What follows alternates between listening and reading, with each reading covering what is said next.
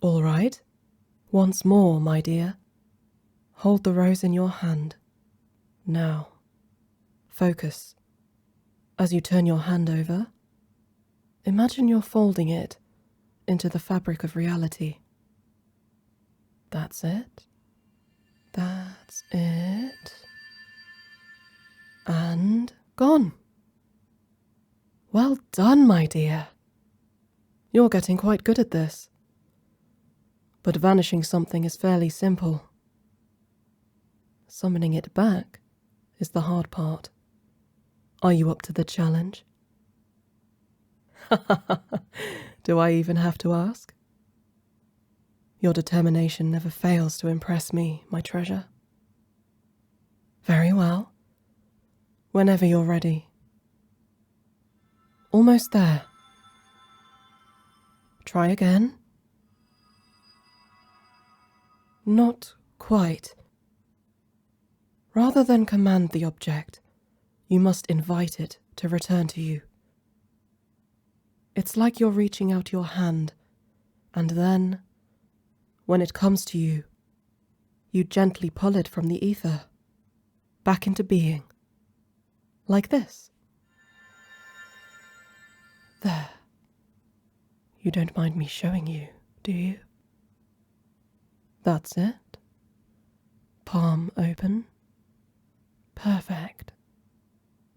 Fingers like so. Your hands are so soft, my dear. Oh my. Are you blushing? Now you're telling me to focus. Touché. Very well then. On 3. 1, 2, 3. And there it is. Look at that. Not a single petal out of place. Congratulations, my dear. I must admit, I'm quite impressed. Most new mages find conjuration to be hard enough with inanimate objects, let alone living ones. You are truly talented. Your spirits seem to have lifted recently as well. I take it our lessons are helping? Do you feel less afraid of losing control? Good. I'm glad. You don't understand. Whatever do you mean? How could the kingdom be so afraid of someone like me? What? Do you not find me to be evil, as they say? Oh, my dear, if only you knew. What? Oh, it's a long story. Quite sad, too. I wouldn't want to bore you with the details. You insist? No, it's all right. Then, where to begin? I was fairly young when magic was first banned. My father abandoned us when I was a baby. So it was just my mother and my older sister and me. We were quite poor, barely scraping by. But still, they did everything they could to keep me safe. Like you, I tried to suppress my powers. Tried to pretend I was just a normal girl. But eventually, I could contain it no longer. The townsfolk noticed, and before we knew it, the mage hunters were breaking down our door. They were going to arrest us all. Harboring magic was as great a crime as using it, they said.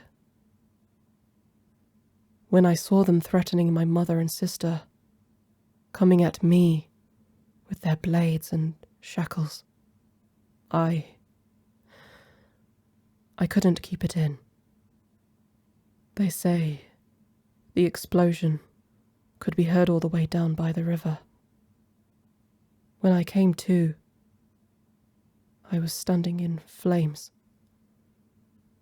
Our home was ablaze. People were running, screaming. Most of the hunters were dead then. Through the billowing smoke, I saw them. My family, or what was left of them. After that, it's all a bit of a blur. The next thing I remember is being chained up in the king's dungeon. The Lord demanded that I be executed, but I was young, he said. And, given the circumstances, perhaps a lighter sentence was warranted. So, instead, he banished me to the wastes. Death would have been far too kind. No. Let me live a long, miserable life alone, hounded by my bitter guilt. He knew exactly what he was doing. The demon. So I swore, then and there, I would make his life hell in return.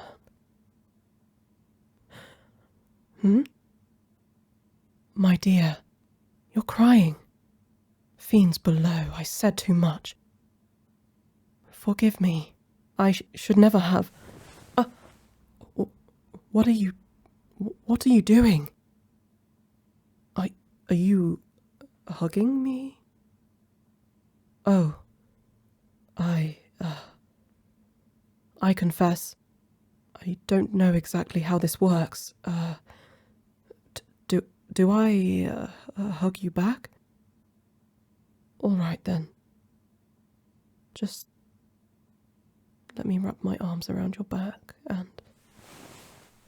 Oh, my dear.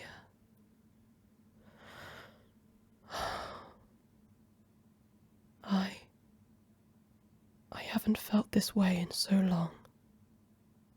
My dear, I don't know what to say.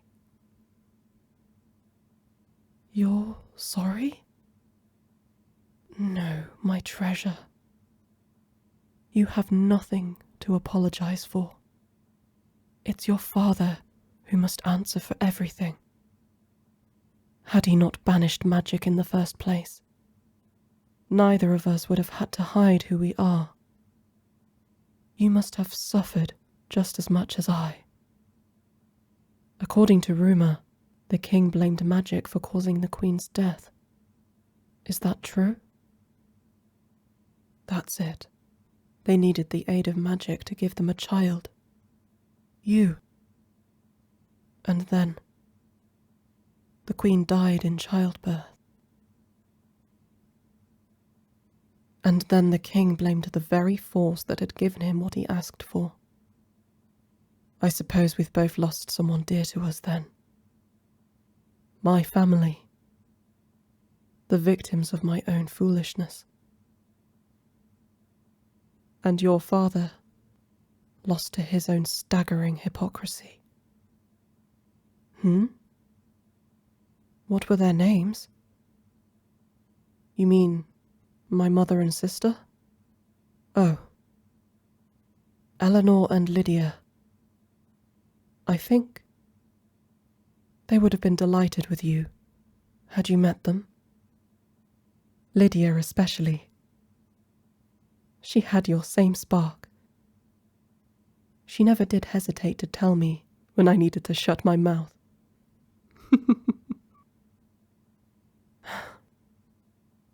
Oh, trust me. I'm keenly aware that you're more than qualified for that job. You're welcome. Truthfully, I should be the one thanking you. It's been a very long time since I've been able to speak so openly with someone. Or had anyone to speak with, for that matter. I don't deserve your kindness, You truly have a heart of gold, my treasure. As beautiful inside as you are on the outside. Now, where were we? Yes, your lessons. I think it's safe to say that you've achieved mastery of vanishing and conjuration. In that case, the next step would be transformation, changing one thing into another. But I think we've done enough for today. Wouldn't you agree? I find I'm in need of a rest. If you wish, however, you may continue to practice on your own. I have faith in you. Just refrain from conjuring anything flammable, What? If I ever need a listening ear, I need only ask? Thank you, my treasure. I shall see you tomorrow.